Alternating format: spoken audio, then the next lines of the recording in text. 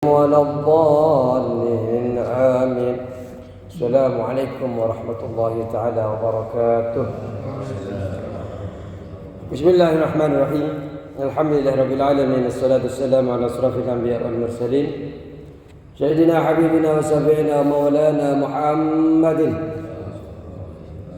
وعلى آله وصحبه أجمعين. ربنا لا علم لنا إلا ما علمتنا إنك أنت العليم الحكيم.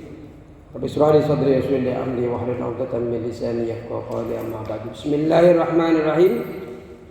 Qala musannif rahimahullahu ta'ala wa nafa'ana bi 'ulumi fid dharain amin. Bismillahirrahmanirrahim. Ma yutlabu ijtinabuhu fil wudu'. Ini ya. Sesuatu atau larangan ketika berwudu. Sesuatu yang harus dihindari di dalam wudu'. Jadi wudu yang telah kita pelajari kemarin itu adalah ibadah, bukan hanya bicara tentang sah atau tidaknya, tapi bagaimana wudu itu bisa mengantarkan kita kepada ridhonya Allah Subhanahu wa taala. Sekarang apa saja yang harus kita hindari, larangan-larangan ketika berwudu. Wajtanib fi wudu'ika sab'an. Wajtanib dan jauhilah engkau fi wudu'ika di dalam wudu'mu sab'an 7 perkara.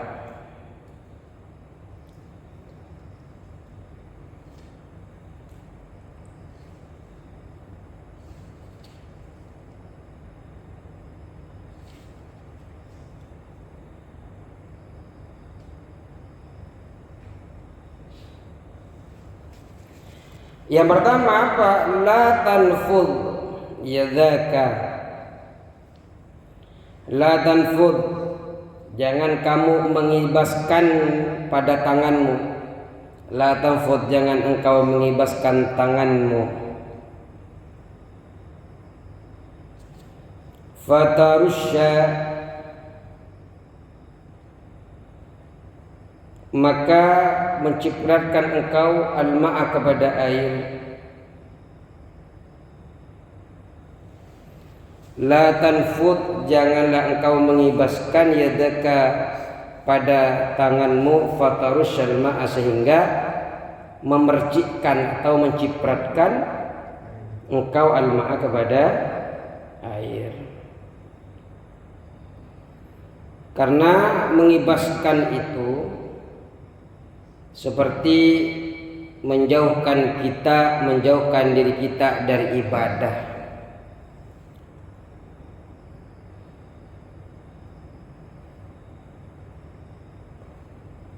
Jadi artinya dalam mengibaskan itu jangan kita keringkan wudu yang ada di dalam muka kita. Artinya kan setelah wudu ini kan masih ada basahnya. Anjurannya jangan dihilangkan tanpa wudu. Apalagi menghilangkan dengan lap kain. Kalau ada udzur, maka yang disunahkan untuk dihilangkan pertama itu dari sebelah kiri. Kemudian baru ke sebelah kanan. Artinya mencipratkan itu kan begini, mengibas-ngibaskan. Kenapa? Ya sayang, ini kan ibadahnya tahu-tahu kering. Selagi itu ada, berarti kan kebaikan-kebaikan itu masih nampak. Walaupun telah selesai dalam ibadahnya, wudunya itu tetap ada nilai wudu, tapi selama masih ada itu kan berarti tetap ya seperti panjenengan di dalam sholat, kemudian selesai sholat kan itu panjenengan di dalam sholat selagi air itu masih ada, di situ ada masih tertanam ibadah.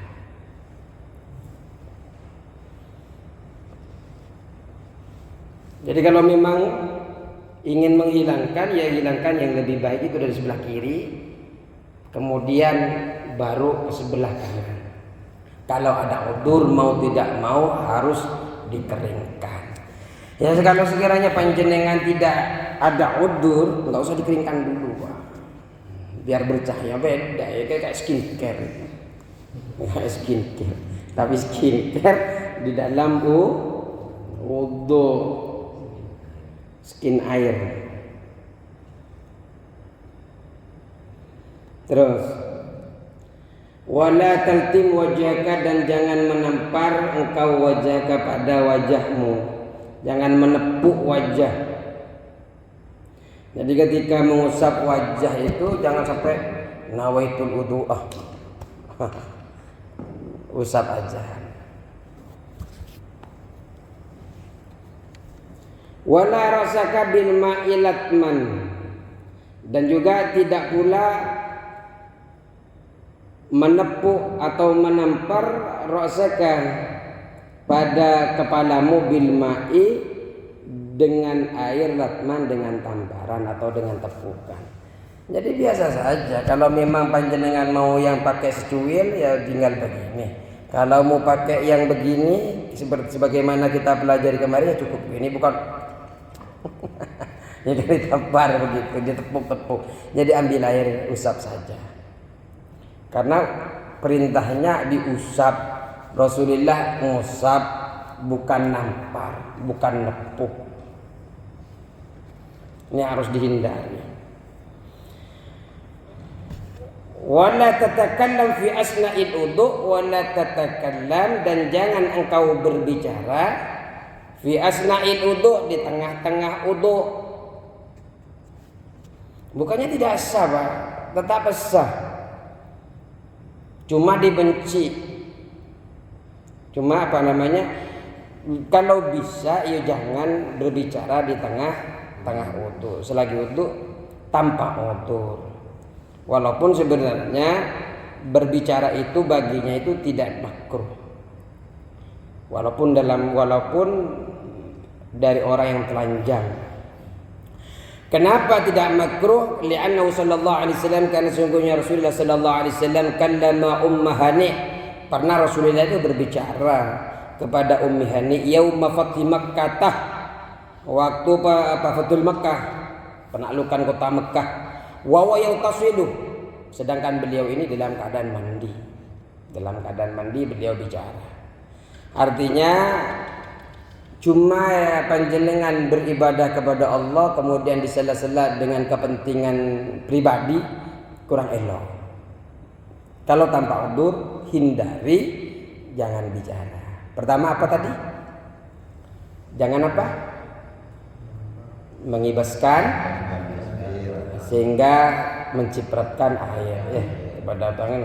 Yang kedua, menampar wajah, menepuk wajah, dan juga kepala dengan air. Juga tidak boleh berbicara di tengah-tengah wudu. Jangan sampai karena sudah wudu kemudian nggak mau bicara lagi dengan istrinya. Kita ditanya, kau nggak bicara Mas? Papa, ayah, saya sudah baru wudu. Ini tengah-tengah wudu. Itu pun kalau tidak ada udzur. Kalau ada udzur, seumpamanya kalau nggak dijawab istrinya ngambek, ya jawab Pak. Udzur itu dijawab. Kenapa? Ini ada hadis kallama umma, li'annahu sallallahu alaihi wasallam kallama Ummu Hani. Karena Rasulullah sallallahu alaihi wasallam pernah berbicara dengan Ummu Hani ketika beliau itu mandi.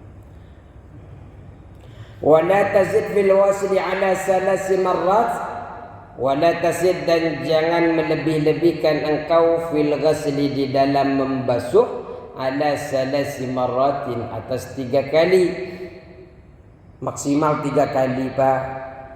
Kalau sampai ini kan ibadah Pak Ustadz, saya mau menambah ibadah yang tadinya 3 kali, saya tambahkan 9 kali biar double. Jangan juga, kalau bisa dikurangi, jangan. Kenapa? Karena melebih-lebihkan itu makruh, hukumnya makruh kecuali ada udzur.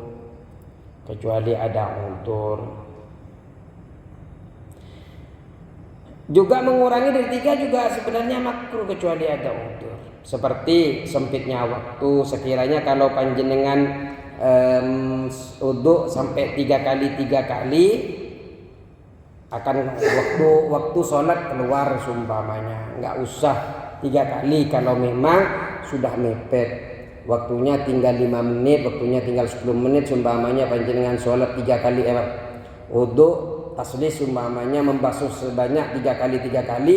Kalau seumpamanya itu dilakukan kemudian bisa menyebabkan waktu itu keluar, maka tidak perlu 3 kali, malah hukumnya haram malah kalau sampai gara-gara 3 kali waktunya habis. Atau panjenengan airnya sedikit sehingga ketika panjenengan gunakan sekiranya tidak mencukupi ke panjenengan untuk minum, untuk sholat fardu, untuk apa yang lain, keperluan lain nggak boleh. Kayak mau diminum ada haus, haram hukumnya jenengan taslis bertiga menggunakan 3 kali. Air sedikit hanya cukup untuk sholat fardu. Jangan sampai itu, jangan sampai menambahkan. Orang butuh sisa air untuk diminum, nggak boleh, haram hukumnya.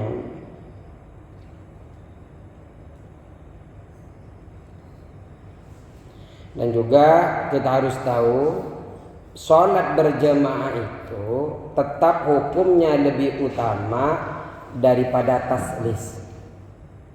Sholat berjamaah sudah berkumandang, sudah ditegakkan seumpamanya panjenengan sibuk di belakang sana, Bismillah dengan doanya.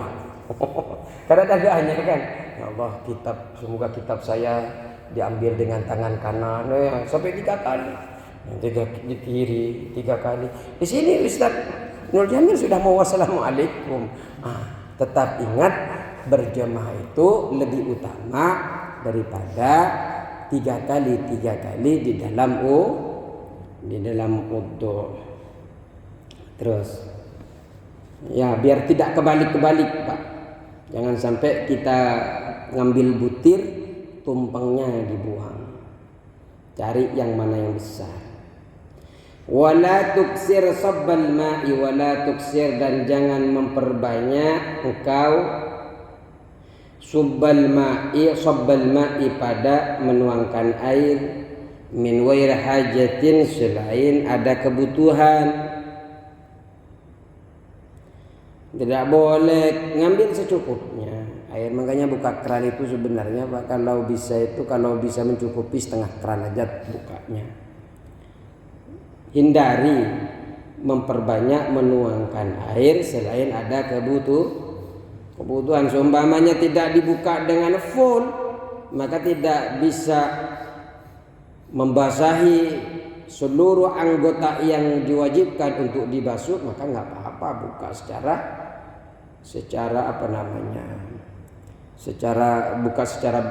keseluruhan. Bimujarradil waswasati, semata-mata waswas.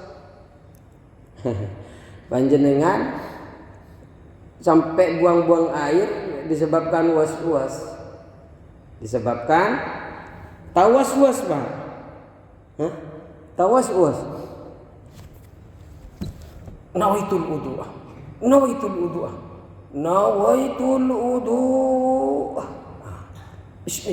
Bismillah itu was-was. Seakan-akan kita belum mencapai masuk ke dalam wudu. Terus padahal imamnya sudah assalamualaikum masih nawaitul wudu. Itu was-was, itu was-was membuat kita bimbang di dalam ibadah. Nah, ada orang sholat was-was dalam wudu, ada was-was dalam sholat Allah kan masih ada. Padahal di sini sudah ruku masih Allah. Pernah ketemu Pak? Belum ketemu sama orang begitu? Ada. Jangan. Falil muwaswisin bagi, yaitu bagi, ialah bagi orang yang waswas.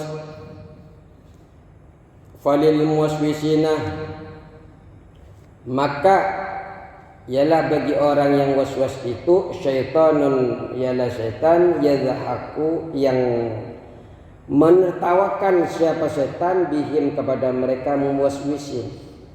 Terhadap orang yang waswas, setan itu tertawa, senang setan sama. Padahal kata dia ingin mencapai uduk yang sejati. Karena ketika dia merasa Allah nawaitul uduk, kayaknya niatnya belum sampai nih. Karena kan kita tahu niat uduk kalau di dalam kitab itu yang dihitung adalah niat yang berbarengan dengan pertama kali sampainya uduk di muka atau di wajah. Nawaitul wudu ali rafil hadas. Ini ada orang yang merasa masih belum bersamaan sehingga nawaitul wudu sama dengan kita sholat. Seakan-akan sholat itu kan niat yang dihitung ketika takbiratul ihram kan. Allah, dia seakan-akan masih belum masuk ke itu. Padahal kata Nawawi cukuplah kalau memang sudah dia merasa sudah niat itu bersama dengan takbir sudah cukup, jangan sampai terlalu dalam. Kalau terlalu dalam yang dikhawatirkan waswas seperti ini nih. Malah setan akan tertawa. Yuqalu dikatakan lahu bagi setan al-walhanu siapa walhan. Jadi dikatakan setan yang mengganggu itu adalah walhan.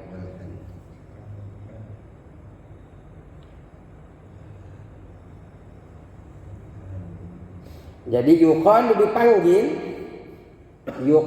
dipanggil lahu bagi setan alwahun siapa setan walhan. Jadi setan yang ketawa itu namanya setan walhan. Makanya coba catat ini, di situ enggak ada di kitabnya.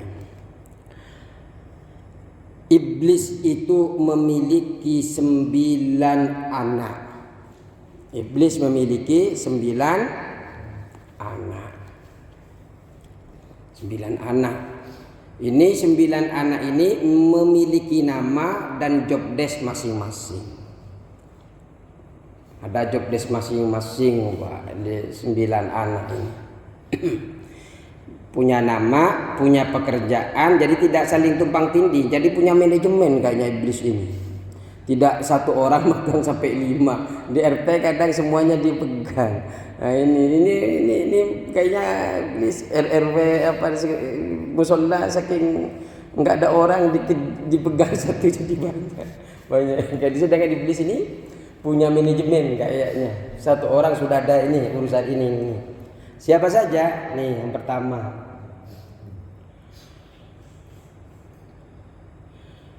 Yang pertama adalah Khonzab, namanya Khonzab. Khonzab ini Pak yang membisikkan di dalam sholat. Jadi kalau sholat itu ada kadang kita itu ditiup. Setan Khonzab ini Khonzab ini biasa mengganggu orang di dalam sholat.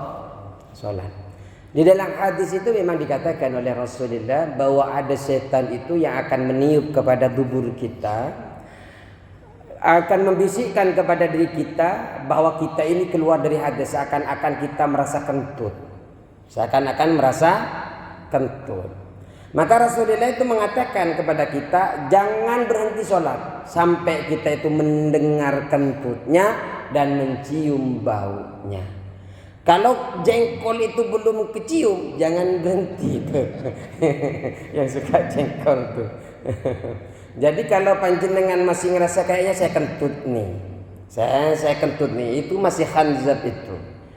Jadi kalau panjenengan sudah kecium jengkolnya, petenya, ada bunyi jelas, jangan bilang ini Khonzab ini, itu salah. Enggak terima itu Khonzab itu, kok saya terus yang salah padahal kentut kok bilang saya.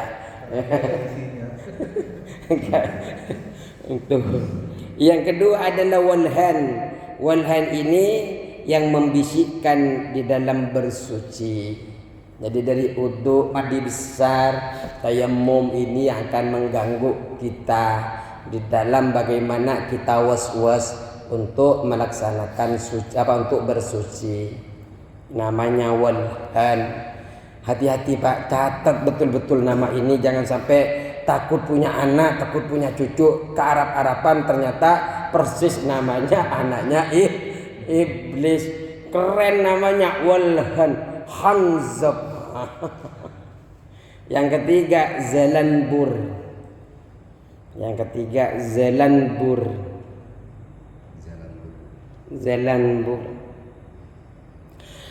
Zalanbur ini tugasnya berada di pasar Pak. Kulli sukin, di pasar, di tiap-tiap pasar. Untuk apa? Yuzayyinu lil ba'i'in lawah. Jadi tugasnya ini menghiasi orang yang menghiasi para penjual untuk melakukan perbuatan sia-sia. Jadi Zalanbur ini tugasnya ada di pasar, menghiasi para penjual untuk melakukan perbuatan yang sia-sia. Selain itu juga sumpah, dusta, ini tugasnya Zalanbur nih. Menghiasi dengan perbuatan sia-sia, menghiasi sumpah, dusta. Makanya demi Allah ini bagus. Padahal kita waktu di tafsir ya kemarin, qulil haqqa walau kana murran, itu hadis yang disampaikan oleh Rasulullah sallallahu alaihi wasallam kepada sahabat ketika itu sahabat belanja buah-buahan, kemudian di bawah buah-buahan itu kecolongan, ternyata ini sahabat kecolongan, ternyata buah-buahan yang paling bawah ini busuk. Akhirnya datang kepada Rasulullah, ya Rasul, apakah boleh saya menjual sebagaimana waktu saya beli? Biar ya intinya biar nggak rugi lah Rasul, masa saya rugi udah beli sekian ternyata nyampe rumah busuk. Kalau saya juga jual sebagaimana mereka menjual, bagaimana Rasul? Rasul mengatakan kulil haqqa walau kana murran. Katakan yang hak walaupun itu menyakitkan, merugikan kepada dirimu. Yang jelas kan kalau dikatakan ini ada busuk, nggak ada yang beli kan. Tapi ada saja kalau Allah gerakkan itu. Ada, makanya kan takut Pak. Karena orang yang beli datang ke tempat kita itu sebenarnya Allah yang gerakkan.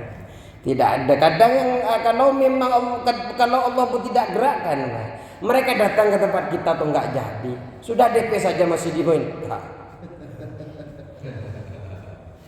Nah ini kalau memang tidak digerakkan oleh Allah. Ada yang digerakkan itu. 5 tahun yang lalu ketemunya tahu-tahu nelpon. Padahal di pinggir-pinggirnya jauh di sana, tahu-tahu dia nelpon, nomor siapa, dia tidak tersimpan. Makanya kita harus tahu bahwasanya yakinlah apapun yang hadir pada kita ini karena memang Allah, atas dasar idenya Allah Subhanahu wa taala. Jangan pernah khawatir. Jangan pernah sedih. Dalam keadaan apapun kita, ya Allah lebih tahu. Kita nggak berdoa pun Allah tahu kebutuhan kita. Cuma kita berdoa itu menunjukkan betapa kita lemahnya. Kita ini tidak pernah merasa hebat karena pengetahuan kita, tidak pernah hebat karena kekuatan diri kita, karena kekayaan kita, sehingga kita tetap butuh di dalam doa. Padahal nggak berdoa pun Allah sudah tahu, sampai yang lebih samar dari apa yang kita akan lakukan, yang tidak kita ketahui Allah sudah tahu. Bentar lagi saya ngapain ini? Apakah 2 patang, 3 patang, Allah tahu. Kopinya kental apa enggak sama Pak Lemon, itu Allah lebih tahu. Jadi juga dusta, terus apa? Memuji-muji barang dagangan. Ini pekerjaannya Zalanbur. Wah ini bagus, ini. Pokoknya kalau nggak bagus bilang saja nggak bagus. Yakin berkah itu. Ketimbang panjenengan jual, karena di dalam kemarin itu saya ngajar pagi itu suling itu. Kejujuran itu Pak akan membuat kita tenang, mutmainnah. Sedangkan kebohongan itu di dalam Riyadhus Shalihin itu kata Rasulullah, kebohongan itu akan membuat kita gelisah. Mungkin pada saat itu dia beli mahal, tapi kita nyampe rumah gelisah. jangan-jangan nanti dia ketahui kalau itu ada cacat, nanti dia minta balik, nanti dia akan menyebarkan nama buruk saya dan sebagainya. Itu jadi lebih baik sedih. Kita ini kan nyari makan, nyari ini kan, hidup pengen tenang, pengen tenang, pengen berkah. Sedikit tapi kadang mencukupi, Pak. Ada banyak tapi tidak mencukupi apa-apa dalam kehidupan kita. Yakinlah kalau kita kadang hitung matematika itu nggak ada yang cukup kadang, Pak.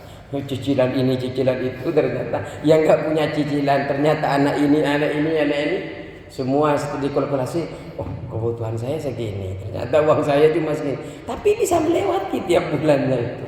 Makanya itu tidak perlu dimatematika kan apapun rezeki yang Allah.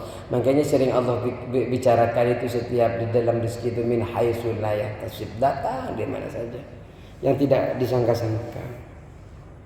Juga menghiasi mengurangi takaran, timbangan, itu kerjaannya zelambur. Hati-hati dengan setan yang namanya zelambur. Yang keempat adalah a'war. Setan a'war. Setan a'war ini setan berzina, Pak. Setan berzina ini akan meniup kepada urat laki-laki atau kemaluan laki-laki dan kepada pantatnya perempuan. Sayyidina Ali karramallahu wajhah itu di dalam kitab Uqudul Jin memberikan nasihat kepada kita. Jadi begini, kalau kita ini bukan Sayyidina Ali itu mengatakan begini. Kalau kita ada macan, ada serigala atau ular, kita ini lebih baik berada di belakangnya. Ya, kalau berada di depannya kita dimakan sama macan. Tapi kalau perempuan lebih baik kita di depannya. Karena kalau di belakangnya ini akan menimbulkan kemaksiatan, fitnah dan sebagainya. Maka kalau lagi berjalan dengan perempuan, usahakan kita berada di depan, jangan ada di belakang perempuan itu. Kenapa? Ada setan, siapa ini? A'war, yang kemudian meniup pantatnya perempuan, kemudian kita ini timbul syahwat. Ketika kita menghadapi di dalam kitab Uqudul Jin itu juga, ketika kita berhadapan dengan perempuan yang bukan muhrim, ya, bukan muhrim dan bukan istri kita maksudnya ini, kepada orang lain, apalagi berhalwat berduaan, ketika kita menghadap perempuan itu, di dalam kitab Uqudul Jin juga katakan, Pak, setan ini sudah duduk di atas kepalanya perempuan, kemudian menghiasi wajahnya perempuan agar orang lain bisa tertarik kepada dia. Makanya jangan heran ada seseorang yang punya istri cantik tapi dapat selingkuhan yang jelek sekali. Kongko nggak pernah tahu. Bentar, Pak Adi juga pernah tahu. Bang kompak tadi. Enggak, memang begitu. Jadi ada orang yang sampai mengatakan itu buta ya, padahal istrinya cantik, soleha.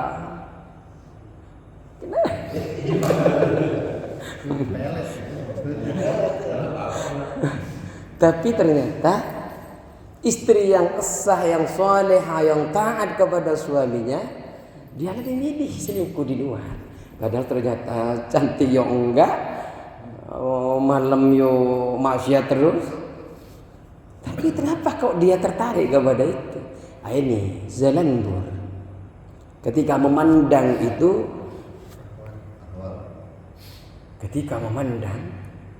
dia sudah, maksudnya setan setelah zelambur. A'war. Setan setelah zelambur kan setan a'war. Jadi dia itu setannya sudah duduk di atasnya perempuan. Jadi mengipas-ngipasin. Ayo loh. Jadi dia enggak menjaga pandangan. Makanya Zakaria, Nabi Yahya, ini ketika ditanya, ini Nabi yang termasuk tidak tertarik maksudnya kepada perempuan. Ketika ditanya kenapa tentang apa saja yang bisa menyebabkan zina, pertama kata Nabi Yahya adalah pandangan. Setelah itu punya keinginan cita-cita di dalam hatinya untuk zina.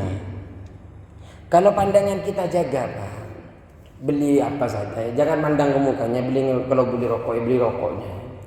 Nah, kalau sama yang bukan itu, nggak ada kaitannya muka sama rokok itu. Mau beli permen sambil ngelihat itu beda itu. Kalau sudah beli permen tapi yang dilihat wajah tukang jualnya itu beda itu. Jadi kita kalau mau belanja apa sama perempuan, yang dipandang bukan wajahnya. Karena kalau saya ngaji itu banyak nih ibu-ibu, saya yang mandang secara umum, tidak baik. Mandang jadi secara umum atau di jalan. Karena memang awal-awal itu dari mata, pandangan. Ya ini akhirnya ketika pandang, akwar ini punya peran. Ayo, pada akhirnya yang cantik di rumah, si cantik di rumah kalah dengan si jelek di luar. Si surga, si bidadari di rumah kalah sama iblis yang ada di luar. Ini siapa tadi? Akwar. Pantatnya perempuan itu tiup Pak. Uretranya laki-laki ditiup. Akhirnya belum apa-apa sudah bangun semua. Ini bahaya. Peran dari syaitan yang namanya a'war. Wal khamis, dan yang kelima al-wasnan. Namanya setan wasnan. Makanya wasnan bukan kusnan ya Pak. Apalagi kusnan. Wasnan. Ntar saya dimarahin ditulis kusnan. Pak Ustaz nomor 5. Pak Ustaz, nama saya itu Husnan. Ini kata Pak Leman sama Pak Teddy sama Pak Komar sama Ustaz Husnan itu. Iblis. Wasnan, wasnan. Kalau kusnan berarti baik, apalagi kusnan. Ada namanya, soalnya ada namanya kusnan. Di depo saya ke rumah. Ustaz nama baik saya dibilang anaknya setan. Wasnan. Apa peran wasnan ini? Syaitan tidur Pak. Setan tidur. Syaitanun naum yusakkilur ra'sa, yang memberatkan kepala. Nah, di sini nggak ada nih, kayaknya kalah wasnan, nggak ada yang tidur di sini. Jadi kalau ada yang tidur,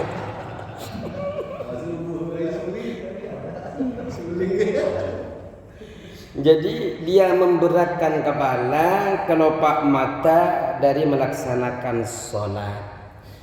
Jadi kita kalau mau sholat berat sekali mau bangun, itu namanya setannya adalah wasnan.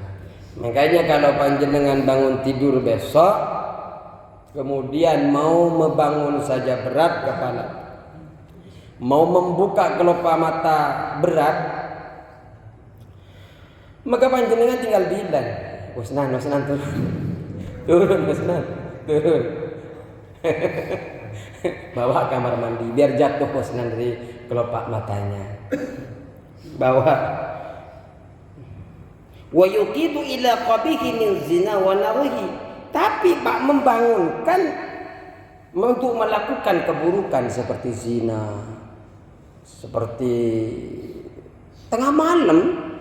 Biasanya kita tahajud berat, pas diajak nonton bola ada taruhannya. Oke. Jangan lupa ya, bangunin ya.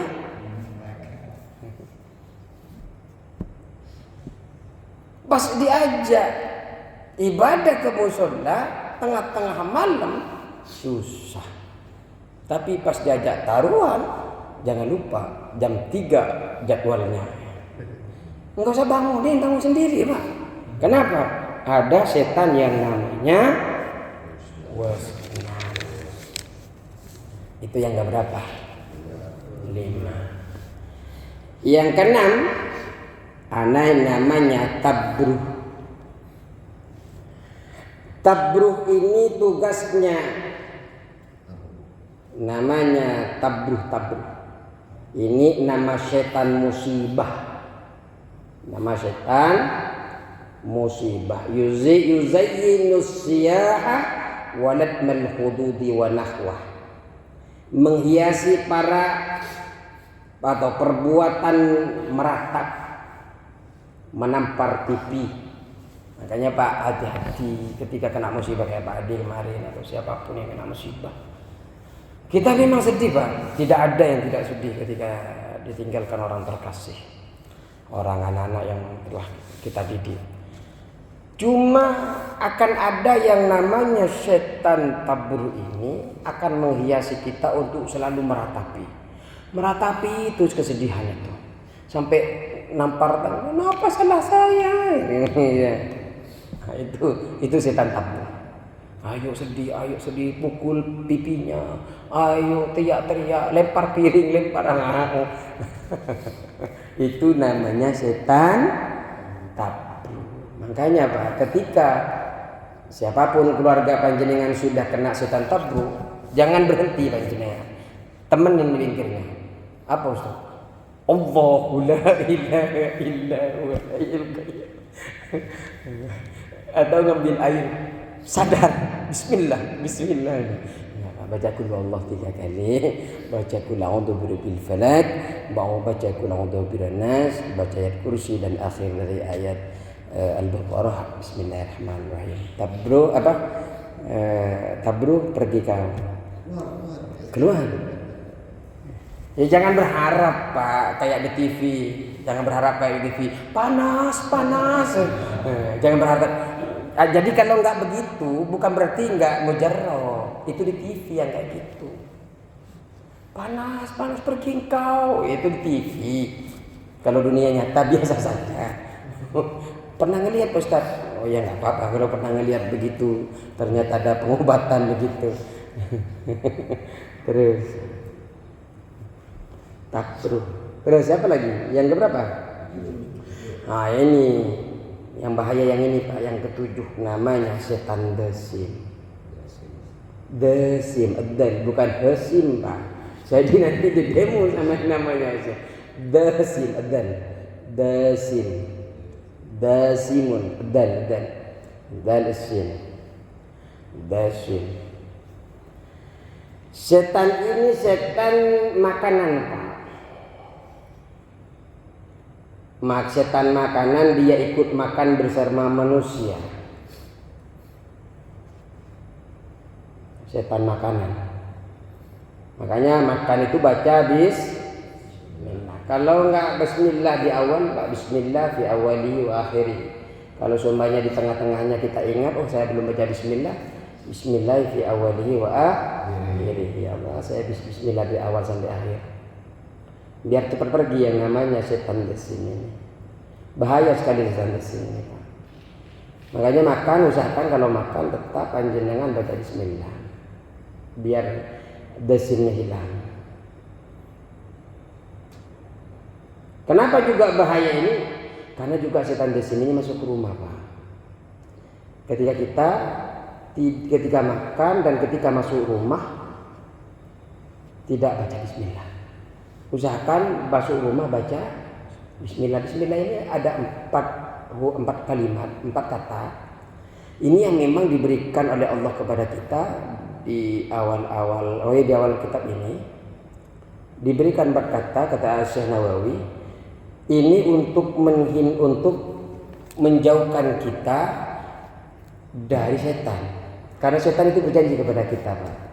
La'atiyannahum min baini aydihim wa min khalfihim wa an aymanihim wa an syama'ilihim. Dalam surah Al-A'raf itu setan itu sudah berjanji Pak, akan mendatangi umatnya Nabi Muhammad itu dari hadapannya, dari belakangnya, dari kanan dan kirinya.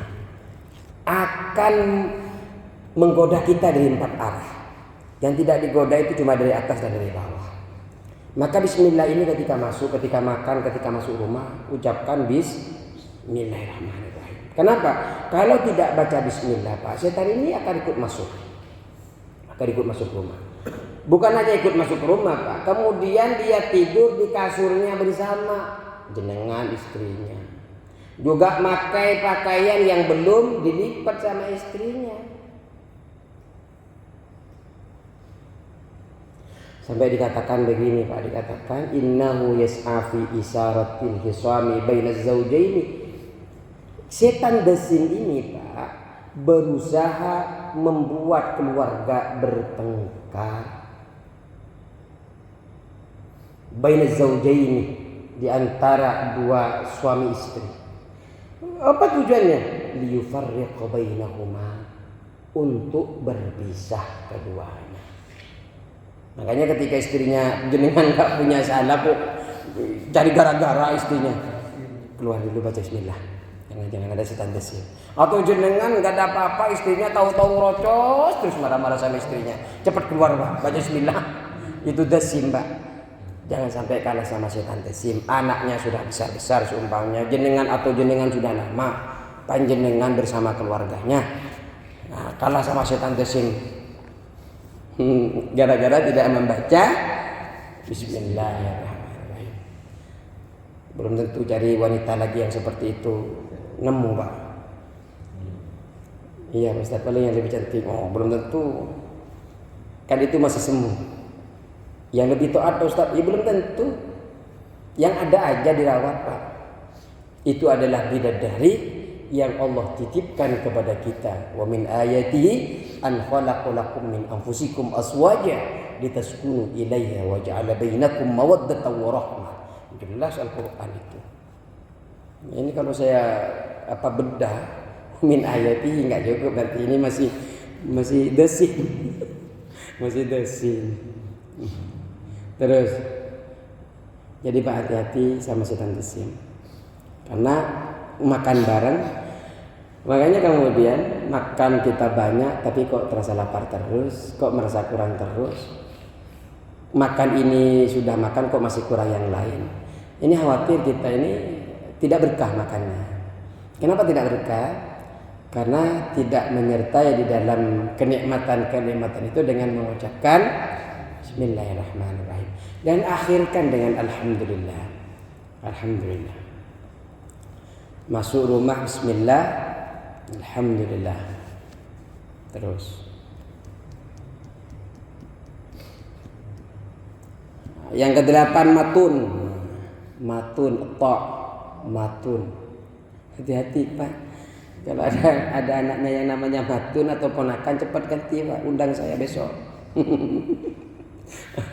Kalau ada namanya matunun, ini setan, anaknya setan.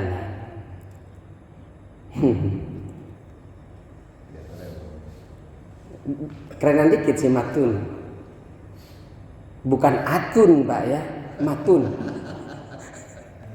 Matun. Nama pendeknya Pak Ustaz. Hah? Matun nama pendeknya. Nama siang. Ini matun enggak, bukan atun. Itu di demo sama yang namanya atun. Matun. Matun ini adalah sahibul akhbar, pemilik berita bohong. Ya, berita hoak ini matun ini yang membawa berita hoak. Yulqiha ala alsanatin nas, melemparkan ke lisannya manusia. Jadi setiap manusia tanpa terasa ngomongin itu. Matun.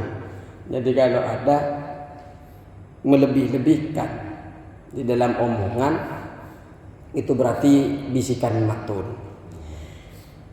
Ciri-cirinya begini, summa la yujadu laha aslun. Tidak ditemukan asal muasal sumbernya itu. Kamu dengar dari siapa? Dari siapa ya? Nah, ini enggak jelas. Nah, ini kan hoak. Kayaknya saya pernah baca deh. Nah, ini matun, Pak. Makanya penyebar berita hoak. Makanya kalau panjenengan ada orang yang bicarain, ternyata didatengin, saya tahu dia ini, ternyata setelah didatengin pun nggak ketemu, itu berarti dari matun, itu dah nggak jelas. Makanya Pak, sabar saja. Ketika panjenengan masih kuat, ya sabar saja tuh. Ketika panjenengan dibicarakan tapi tidak sesuai dengan fakta hoak yang dibicarakan matun, biarlah itu menjadi penebus dari penggugur dari dosa-dosa kita. Tapi saya tidak yakin untuk Pak Adi. Jadi datengin kalau Pak Adi dicari matun yang mana ini. Matun yang mana ini. Terus yang keberapa sekarang? 9. Ada namanya setan abyad. Setan abyad. Nah, ini setan ini hati-hati Ustaz Nurjamil ini. Ini setan ini adalah muwakkalun bil anbiya, yang diwakilkan untuk mengganggu para nabi wal auliya, para wali. Iya, kelas kakap. Yang diamanahkan apa di bidang keagamaan ini. Ustaz Abyad. Ustaz Abyad. Apa setan Abyad kok jadi Ustaz Abyad? Setan abyad ini mengganggu ya para ustaz, para kiai, ini Ustaz Abyad. Ya Allah. Wa amman anbiya fasalimu minhu. Kalau para nabi ya mesti selamat dari siapa? Dari abyad ini, karena memang para nabi itu kan dijaga oleh Allah, dimaksum. Wa amal auliya ini kalau seumpamanya para kekasihnya Allah, orang-orang yang bergerak di bidang agama, fahum mujahiduna lahu, ini merupakan perang jihad bagi para ustadz. Inilah jihad melawan setan abyad. Ya kalau selamat ya selamat. Kalau seumpamanya dia tetap menjaga, kamu. Nah, kita punya ilmu ini kan kadang bisa dijual belikan. Apalagi kita ada di MUI, ada di Basnas, ada di apa yang bisa ada halal itu kan, program halal juga ada di mana-mana itu. Yang tidak halal jadi halal, tolong carikan dalilnya ini. Yang tadinya salah dibilang tidak salah. Wah, saya kan bisa tahu buat lan tamassana an-nar illa ayyaman ma'dudat. Yang kemarin kita bahas, kecuali Pak Teddy yang nggak dengar, karena ada di Tegal, berbesar Tegal. Dan tamassana an-nar illa ayyaman ma'dudah. Api tidak akan menyentuh saya. Saya kan ustaz, saya kan kiai, ngimamin sholat terus, dakwah kemana-mana. Ditanya, apakah kamu sudah buat janji sama Allah bahwa kalau ustaz itu akan selamat? Kalau sudah buat janji, saya Allah itu tidak akan menyelesaikan, tidak akan melanggar. Nah, orang yang sudah terliputi oleh keburukan, maka dia akan mendapatkan faulaika ashabun nari fiha khalidun. Orang yang berbuat baik, maka ulaika ashabul jannah hum fiha khalidun. Ya kalau baik, ya dibalas dengan surga. Ya kalau buruk, ya dibalas dengan neraka. Jangan ngeklaim pribadi seakan-akan itu barang gaib. Kita masih masuk neraka atau neraka itu adalah barang gaib. Belum pasti, belum kita sudah tekan kontrak dengan Allah, sudah bilang, oh saya akan selamat ini saya ini. Belum tentu amal-amal yang kita lakukan diterima oleh Allah. Yang beramal saja belum tentu diterima, apalagi yang tidak pernah beramal. Makanya kita ini selalu minta kepada perlindungan kepada Allah Subhanahu wa taala, agar kita ini Pak selalu dijaga. Saya cukupkan di sini karena kalau kita mulai lama lagi. Jadi kita berlindung terus kepada Allah. Jangan pernah kita merasa bisa selamat dari gangguan setan. Setan ini Pak beda dengan nafsu ya. Ini nih kita perbedaan nafsu sama setan. Kalau keinginan berangkat dari setan itu biasanya Pak ketika gagal selesai Pak. Setan itu ketika gagal akan pindah dengan cara lain. Kalau nafsu itu, kalau contoh nih, panjenengan pengen mobil seumpamanya. Bedanya dia setan ataupun nafsu. Kalau nafsu itu Pak nggak bisa tidur, pokoknya mobil itu terus kebeli. Kalau nafsu. Tapi kalau setan enggak, ketika enggak jadi beli mobil pada saat itu pindah ke lain. Dah cari motor. Dah kamu pergi ke musola dulu. Coba kamu doa di sana. Nah, dianterin itu. Setan ini kan perannya luar biasa. Dia akan menggerogoti pelan-pelan dengan menghiasi kita dengan perilaku yang baik. Padahal setan itu sebenarnya ingin menjerumuskan kita kepada sesuatu yang jelek. Makanya luar biasa orang yang punya ilmu. Kita yang belajar begini, ini pertama ya ini bentuk ngecas kita sebenarnya. Kita mungkin begini, ketika kita bicara tentang neraka, bicara tentang surga, kita ini takut kepada Allah. Bagaimana ketika bicara tentang sakaratul maut, bicara tentang bagaimana siksa kubur, takut. Tapi kadang ketika pulang ke rumah, kita bersama keluarga, anak, sudah ngobrol lagi, udah lupa yang namanya neraka. Jangankan sampai neraka, sampai sholat pun lupa. Di mana? Tahu-tahu udah ada di mall. Pagi sampai sore tahu-tahu belum sholat. Ini lalai kita. Lalai. Makanya beruntunglah kita bisa ngaji begini. Saya juga selalu bilang, saya termasuk berterima kasih kepada Allah. Saya hari-hari ini disibukkan dengan ngajar. Minimal ini saya selalu ngecas terus. Karena tidak, ya Ustadz tidak siapa Pak. Kalau sudah kalah sama setannya kan berbeda-beda tadi itu. Setan paling keren ini Abiyad ini. Abiyad. Jadi setan yang mengganggu, yang diutus menjadi perwakilan untuk para nabi, yang menjadi perwakilan untuk para aulia, para kiai. Maka jangan heran kalau ada kiai, ada ustaz ternyata bermaksiat. Jangan heran. Dia kalah dengan bisikan setan Abiyad. Makanya kita berdoa semoga Ustaz panjenengan ini tidak kalah sama Abiyad. Ketika saya memfatwa kepada keburukan, jangan ikuti saya. Saya tidak tahu besok apa 2 hari lagi ini saya menjadi iblis. Ingatkan saya kalau ke situ.